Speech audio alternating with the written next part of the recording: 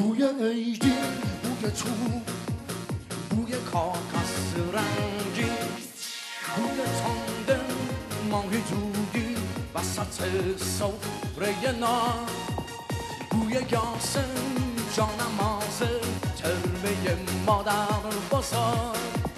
با اینا زمستونو سر میکنم، با اینا خستگیمو در میکنم. سایه شکستن قلک پول، وحشت کم شدن سکه عیدی از شمردن سیاه.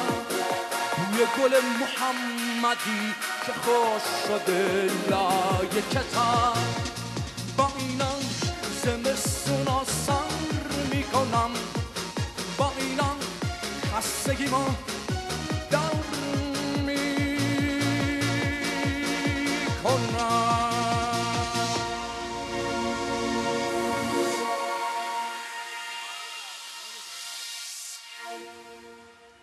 بسیار متشکرم، خیلی ممنون.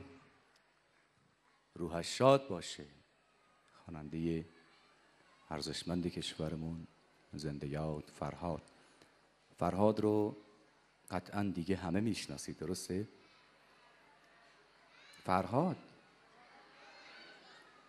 باور بفرمایید عزیزان، باور بفرمایید در زندگیم تا حالا این همه آدم بیحال و یه جا ندیده بودم.